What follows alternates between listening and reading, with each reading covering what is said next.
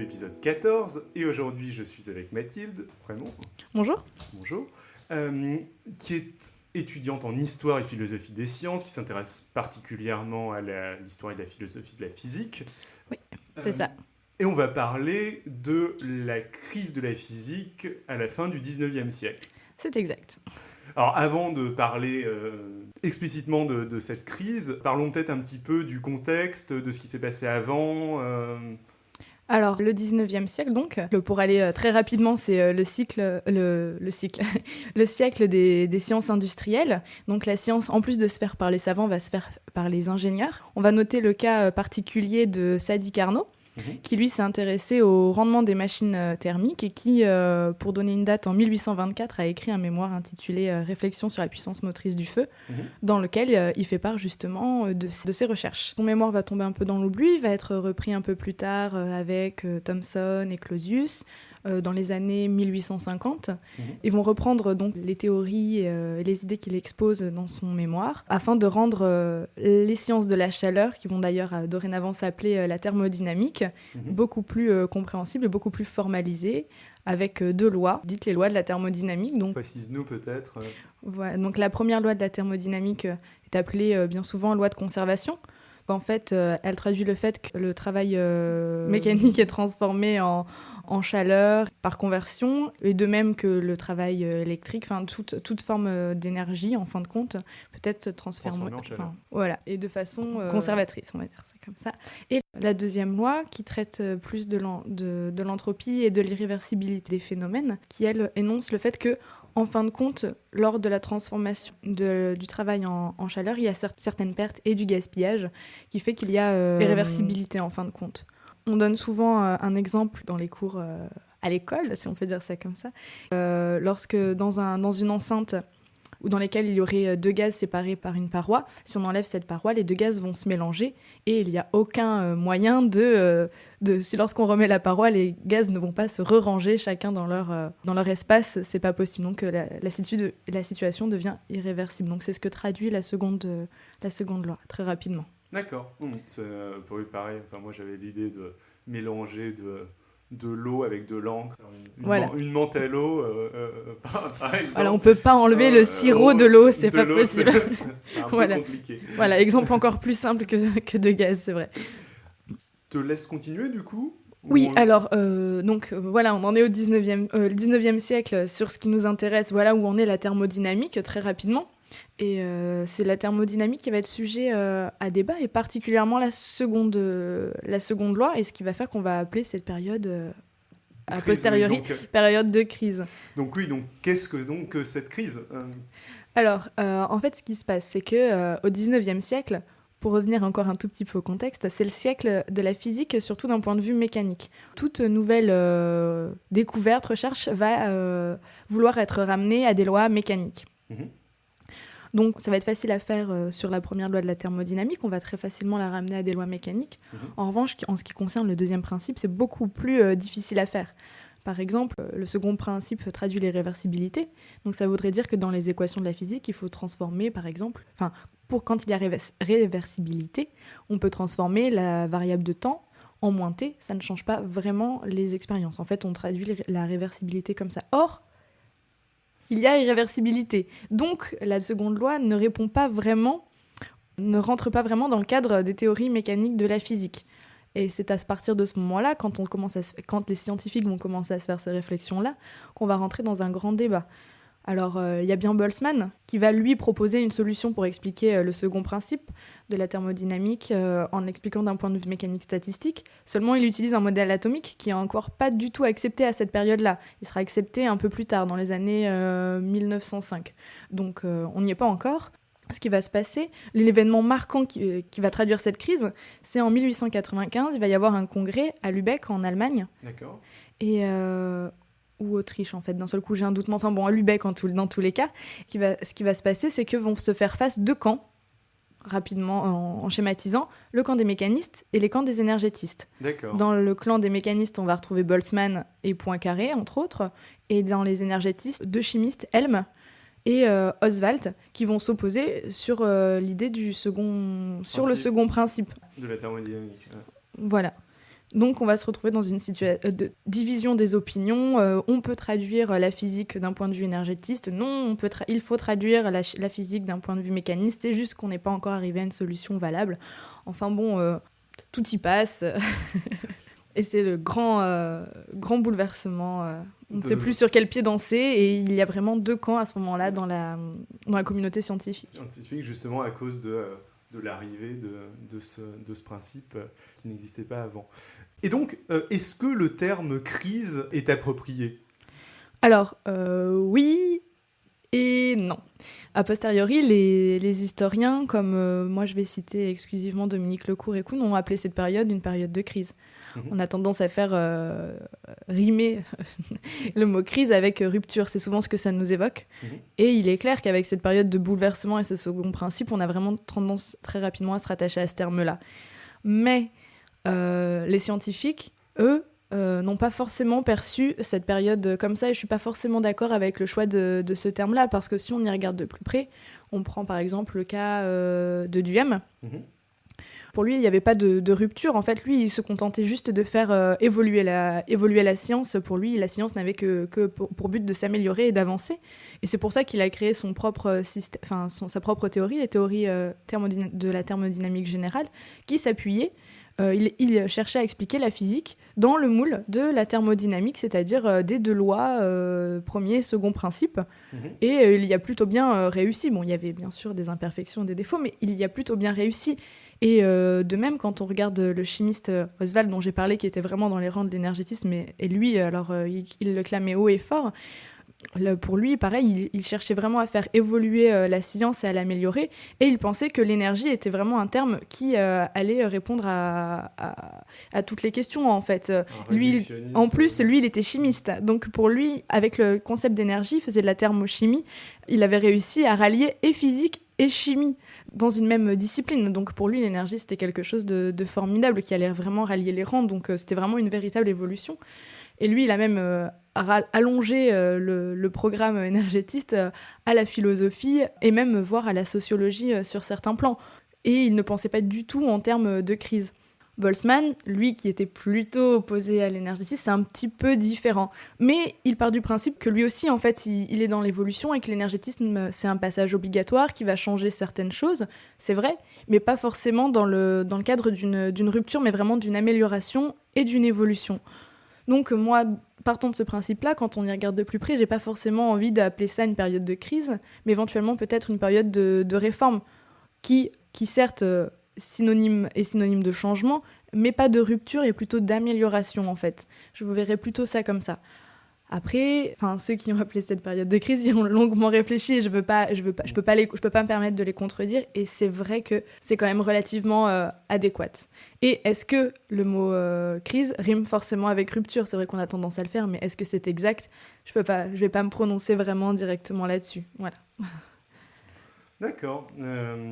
Avant de conclure un petit aparté qui est pas vraiment tout à fait dans le sujet, mais je trouve ça assez rigolo de voir aussi que dans tout autre sujet, des économistes débattent aussi sur la pertinence de parler de crise pour la crise économique actuelle, généralement, en justement avançant des arguments du genre étant donné qu'on rentre dans une crise qui est entre guillemets permanente et justement qu'il n'y a pas on peut pas situer une rupture, c'est peut-être pas pertinent justement de parler, d'employer le mot crise. Donc ce genre de discussion sur le sens du mot crise et qu'est-ce qu'une crise, en fait, peuvent se retrouver assez, dans des domaines très différents. Oui, alors en économie, en effet, on parle de crise. On pourrait dire que ça pourrait ressembler au genre de situation comme la physique du 19e siècle. Et c'est vrai qu'il est question de période. On a envie qu'une crise ait un début et une fin. Ouais. C'est pas un état ponctuel. C'est pas un état ponctuel. On rentre dans une phase de crise. De la façon dont on prononce et dont on l'évoque, c'est vraiment ça. Mais une période, elle a une fin, donc c'est vrai que c'est difficile de qualifier quelque chose comme ça. Enfin, c'est vrai que ça ressemble au même problème, mais je pense que c'est une question a posteriori. On peut qualifier une période de crise qu'a posteriori, et c'est ce qu'ont fait les historiens, en fait. Dominique Lecourt, c'est dans les années 1900, fin des années 1980 qu'il a parlé de période de crise. Kuhn, c'était les années 60-70. Mais on peut noter aussi, j'ai relevé un historien, Abel Ray, qui lui qualifie cette période de crise, enfin un petit peu moins, de façon un petit peu moins appuyée peut-être que Kuhn et Lecourt, dans les années 1905. Donc c'est relativement proche de la période étudiée, 1895-1905, c'est pas très, très éloigné. Mais il y a quand même 10 ans au moins d'écart. Est-ce qu'on n'en est pas encore là ? Du tout, oui. Pour la crise de 2008, oui, tu as tout à fait raison. C'est vraisemblablement beaucoup trop tôt de toute façon pour parler de... Enfin, pour parler de crise avec un sérieux historique, on va dire. Voilà. Ouais. Mais alors justement, enfin, cette crise de la physique à la fin du 19e siècle, elle a une fin. Question piège. Bien sûr. Alors, pareil, en fait, je vais répondre encore oui et non. Enfin, on parle plus vraiment de crise en physique. Donc on peut supposer qu'il y a une fin, mais finalement il n'y a aucune date qui va marquer la fin de cette période. En fin de compte, les énergétistes, finalement, les théories énergétistes sont un petit peu tombées à l'eau, on ne sait pas vraiment comment. Il faudrait pousser les recherches dessus, je n'y suis pas, hein, je suis vraiment sur cette période de crise. Après, bien sûr, avec l'acceptation des théories atomistes, forcément on est passé à un point de vue beaucoup plus mécanique. Donc il y a une fin, enfin finalement les débats petit à petit se sont éteints. Se sont éteints à petit feu si on peut dire ça comme ça. Donc oui, il y a eu une fin, mais alors une date précise, non, on peut pas en donner une, c'est pas possible vraiment comme ça. D'accord. Eh ben c'était très intéressant, merci beaucoup. Mais de rien. Avec plaisir. Alors, avant de terminer, pour les auditeurs qui auraient des questions à te poser donc, oui. sur toutes les questions que tu as abordées, où est-ce qu'on peut te retrouver sur Internet Alors, voilà, le plus simple, c'est l'adresse mail. Donc, mathilde.frémont, mathilde.frémont, @gmail.com. Très bien, génial. Sinon, vous pouvez aussi laisser des commentaires sur le site de l'émission, donc 12 en chiffres minutes au pluriel de de.com. Donc n'hésitez pas à laisser des commentaires et puis n'hésitez pas aussi à noter le podcast sur iTunes. Moi, vous pouvez me retrouver sur Twitter, Xilrian, XILRIAN, par mail, xilrian@gmail.com. Vous pouvez aussi me trouver par mail, david.mederlac, ça marche aussi, @gmail toujours. Et surtout, je voulais grandement remercier Mathilde parce que tu as été particulièrement courageuse dans le sens où suite à une succession de problèmes de vol d'ordinateur, puis de problèmes techniques de ma faute d'une piste qui n'avait pas été enregistrée, tu as quand même dû réenregistrer ce podcast 3 fois. C'est vrai. donc merci infiniment. De rien, il n'y a pas de souci. Et c'était très très bien. Merci, au revoir. Au revoir.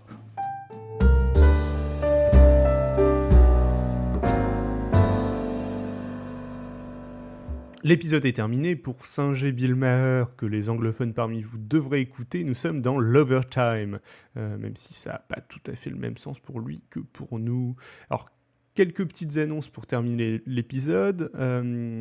Déjà, comme d'habitude, je m'excuse pour le temps que j'ai mis à le diffuser. Je me suis fait voler mon ordi dans un bar avec des épisodes non diffusés dessus, ce qui m'a encore plus retardé que d'habitude, mais cette fois-ci, du coup, j'ai une petite excuse.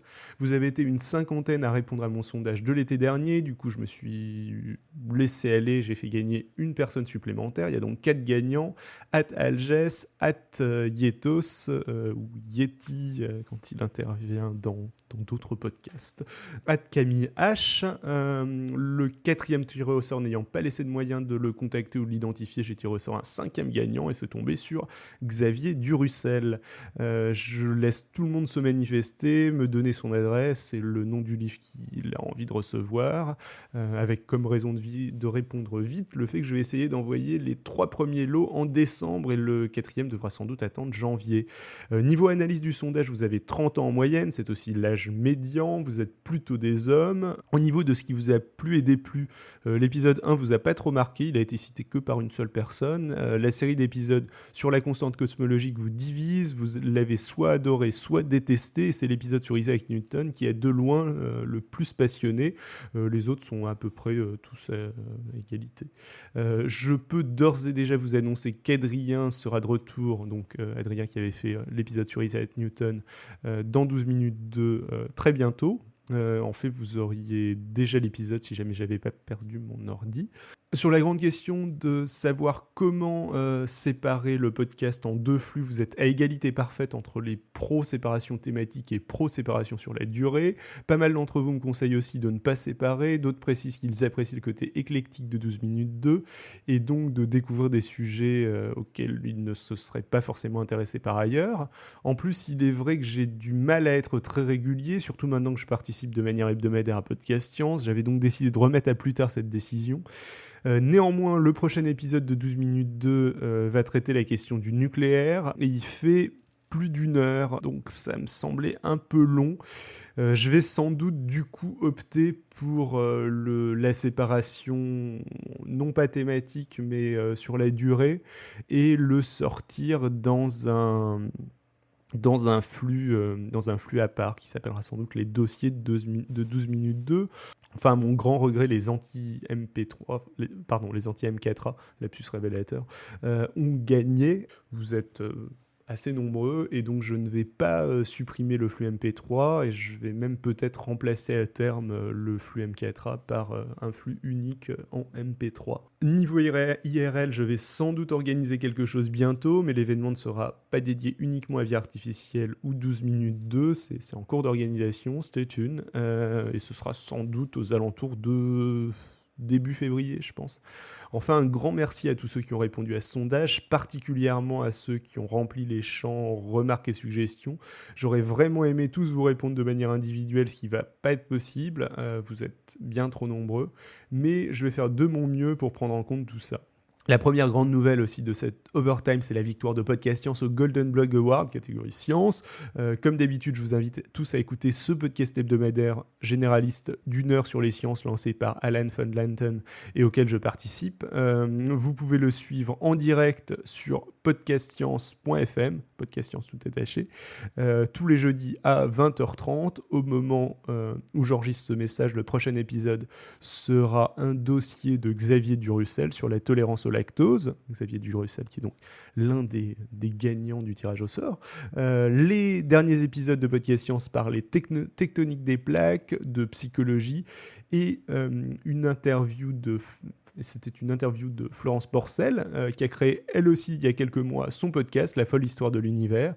C'est donc un nouveau podcast à suivre dans la galaxie des podcasts scientifiques. Ça dure 10 minutes, il y a des images, c'est un podcast vidéo. C'est principalement centré sur l'actualité de la cosmologie et c'est très sympathique. Dans la série des podcasts auxquels je participe, le prochain épisode de mon autre podcast, Vie Artificielle, devrait sortir d'un instant à l'autre au moment où j'enregistre cet épisode et devrait parler de sélection naturelle et de différents niveaux de sélection.